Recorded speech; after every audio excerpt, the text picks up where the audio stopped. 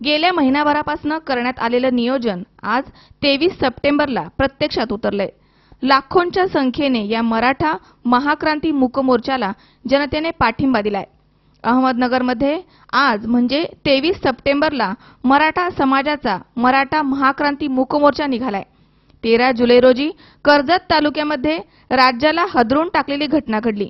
या अमानुष घटनेचा निषेध आणि मराठा समाजाचे आरक्षण यासाठी अहमदनगर शहरामधनं हा मराठा महाक्रांती मूक मोर्चा निघालाय।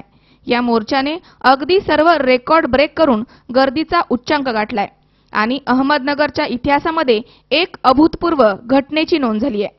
एक मराठा लाख मराठा अशी भावना जागवून संपूर्ण मराठा समाज एकवटला आणि लाख असलो तरी आम्ही एकच आहोत असा संदेश देत मूक मोर्चाच्या माध्यमातून अन्यायाचा निशब्द निषेध नोंदवलाय। अहमदनगर शहरामध्ये मराठा शक्तीचा महासागर दिसून आलाय। आयोजकांनी या क्रांती मोर्चामध्ये 20 ते 25 लाख मराठा समाज बांधव सहभागी झाल्याचा दावा केलाय। आज अहमदनगरमध्ये मराठा क्रांती मोर्चा काढण्यात आला। यावेळी मोर्चामध्ये लाखोंचा जनसागर रस्त्यावर उतरला होता। आज सकाळपासूनच नगरमध्ये पावसाचे ढगाळ वातावरण असूनही मोठ्या प्रमाणावर मराठा समाजाने या मोर्चामध्ये सहभाग नोंदवलाय। या मोर्चाचे नेतृत्व अहमदनगरमधील 8 युवतींनी केले। वाडिया पार्क ते जिल्हाधिकारी कार्यालयाच्या मार्गाने हा मोर्चा निघाला।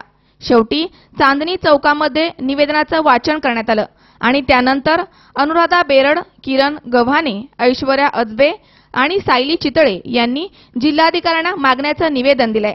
त्यानंतर संपूर्ण शांततेमध्ये हा मोर्चा संपल्याचं जाहीर करण्यात आलं। नमस्कार, मी अनुराधा बेरड, न्यू आर्ट्स कॉलेजची विद्यार्थिनी। आपण आपल्या मागण्यांमध्ये मराठा समाजाला ओबीसी मध्ये आरक्षण देणे ही एक आपली मागणी आहे। तर मराठा समाजाचे विद्यार्थी हे अहोरात्र मेहनत करूनही 90-95% गुण मिळूनही त्यांना चांगल्या कॉलेजला ऍडमिशन मिळत नाही। तर शिक्षणाच्या बाबतीत झालं, नोकरीच्या बाबतीत झालं तर आरक्षण नसल्यामुळे आज मराठी समाजाला चांगल्या कॉलेजला चांगल्या ठिकाणी नोकरी मिळत नाही। त्यासाठी आमची हीच मागणी आहे की मराठा समाजाला ओबीसी मध्ये आरक्षण मिळावे। तर आमची ही मागणी असूनही आमची हे म्हणणं नाहीये की कोणत्याही समाजाचं आरक्षण काढून आम्हाला द्या, तर आमच्यासाठी जे आहे तेच आरक्षण आम्हाला द्या, एवढीच आमची मागणी आहे। धन्यवाद। नमस्कार, मी किरण गव्हाणे, मी जिजामाता कॉलेजमधून आलेले आहे। माझा असा मुद्दा आहे स्वामीनाथन आयोगाची अंमलबजावणी झाली पाहिजे।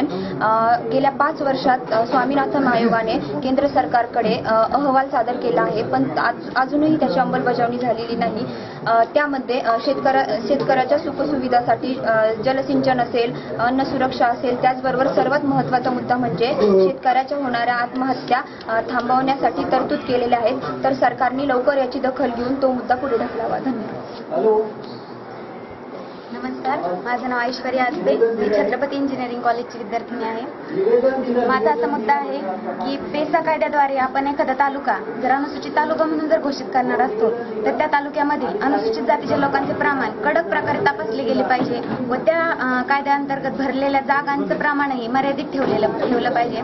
तसेच जेव्हा सरकारी नोकऱ्यांमध्ये नोकऱ्या लागल्या जातात त्यानंतर त्या नोकऱ्यांमधील पदोन्नतीचा वेग हा भरपूर असतो, तर तो वेग सर्वांसाठी सारखाच आणि मर्यादितही ठेवला पाहिजे। तसेच जेव्हा आपण सरकारी नोकऱ्या देतो तर त्या नोकऱ्यांमध्ये जेवढा टक्का ठरवून दिलेला आहे आरक्षणाचा तेवढ्याच टक्क्यांमध्ये भरत्या झाल्या पाहिजेत, त्यापेक्षा कमी वा अधिक जास्त झालेल्या नाही पाहिजे। जर कमी होत असतील तर स्पेशल ड्राईव्ह घेऊन त्या भरण्यात आल्या पाहिजे। धन्यवाद। नमस्कार, माझं नाव सायली विजय चितळे, मी पॉलिटेक्निक पॉलिटेक्निकमध्ये शिकते। सर्वांना माझा मानाचा मुजरा। छत्रपती शिवराय म्हणजे आपल्या महाराष्ट्राची अस्मिता। छत्रपती शिवरायांना फक्त महाराष्ट्रातच नव्हे तर पूर्ण जगभरात मानाचं स्थान दिलं जातं।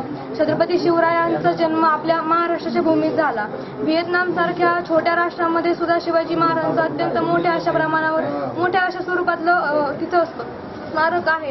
परंतु ज्या भूमीत महाराजांचा जन्म झाला, महाराजांचं स्वराज्य ज्या भूमीमध्ये घडलं, अजून त्याच भूमीमध्ये त्याच महाराष्ट्रामध्ये महाराजांचं स्मारक असं उभारलं गेलं नाहीये। तर मुंबईमध्ये अरबी समुद्रावर महाराजांचं स्मारक उभारण्याचं आश्वासन सरकारनं दिलं होतं, परंतु निधीची पूर्णपणे तरतूद न झाल्यामुळे ते स्मारकाचं काम रखडलं गेलं आहे। विनायक मेटे यांच्यासारख्या मराठी माणसांची तिथे त्या कमिटीवर नेमणूक आहे, परंतु निधी नसल्यामुळे त्या माणसाला आम्हाला देखील सरकारपुढे हतबल व्हावं लागलंय. तरी आमची ही विनंती असेल की लवकरात लवकर निधीची तरतूद करावी आणि त्या स्मारकाचं रखडलेलं काम पूर्ण करण्यास सुरुवात करावी. धन्यवाद. जय जिजाऊ, जय शिवराय. कोपर्डी बलात्कार खटल्यामधील आरोपींना फाशी द्यावी, अॅट्रॉसिटी कायद्यामध्ये दुरुस्ती करावी, मराठा आरक्षण आदी मागण्यांसाठी 23 सप्टेंबरला निघालेल्या मराठा मोर्चामध्ये समाजाच्या लोकांनी मोठ्या प्रमाणात सहभाग नोंदवलाय. या महामोर्चा दरम्यान अहमदनगरला जोडणारे सर्व महामार्ग गर्दीने अगदी खचाखच भरले होते. या महामार्गावर पूर्णपणे ट्रॅफिक जाम झाली होती. या मोर्चामध्ये अभूतपूर्व शिस्त पाहायला मिळाली आहे. त्यामुळे बंदोबस्तासाठी तैनात करण्यात आलेल्या पोलिसांना कुठल्याही प्रकारचा त्रास झाला नाहीये. वाडिया पार्क येथे मराठा बांधव संपूर्ण एकत्र आले त्यावेळी वारंवार माईकवरनं आचारसंहितेचं पालन करण्याच्या सूचना करण्यात येत होत्या. तसेच कोणाचीही गैरसोय होऊ नये यासाठी स्वयंसेवकांना ही सूचना देण्यात आल्या होत्या. महिलांच्या सुरक्षिततेवरही मोर्चाच्या दरम्यान विशेष लक्ष देण्यात आलं होतं.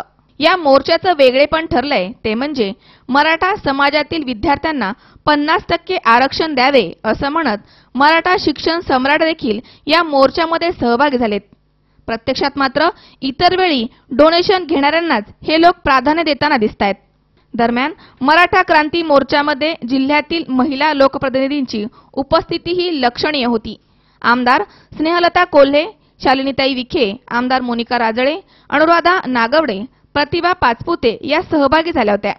विरोधी पक्षनेते राधाकृष्ण विखे, आमदार बाळासाहेब थोरात, आमदार शिवाजी कर्डिले, आमदार राहुल जगताप, आमदार संग्राम जगताप, भाई जगताप, आशुतोष काळे, माजी मंत्री बबनराव पाचपुते, सुधीर तांबे यांच्यासह जिल्ह्यातील विविध पक्षांचे नेतेही यावेळी उपस्थित होते. राज्यभरातून निघालेल्या या मराठा क्रांती मूक मोर्चाने जिल्ह्यामध्ये एक नवा इतिहास घडवलाय. अतिशय भव्य अशा विराट मोर्चामध्ये मराठा समाजातील एकजुटीचं दर्शन घडलंय. दरम्यान या मोर्चामध्ये विविध समाज संघटना, व्यापारी यांनी पुढाकार घेतलाय. तर जिल्ह्यामधनं दलित, मुस्लिम, सिंधी, पंजाबी, सराफ, कासार, गोसावी, जैन, माहेश्वरी, लोणार यांच्यासह सर्वच समाज बांधवांनी पाठिंबा दर्शवलाय. श्रीरामपूर तालुका अॅट्रॉसिटी कॅन्सल करावा आणि मराठी आणि मुसलमानाला आरक्षण भेटावा. मराठा आणि मुस्लिम समाजाला आरक्षण मिळावं. बरं, तुम्ही एकूण किती मुस्लिम समाजाचे या ठिकाणी आलात? आम्ही तर 100 आमच्या गावातून आले आणि श्रीरामपूर तालुक्यातून कमीत कमी 2-3 हजार लोक आले. इतक्या प्रचंड प्रमाणातील जनतेच्या एकमत पाठिंब्यामुळे आता मात्र सरकारला याची दखल घ्यावीच लागणार आहे. यात मात्र शंका नाहीये. शंकर नाबदे, स्वराज खोबरे, C24 तास, अहमदनगर.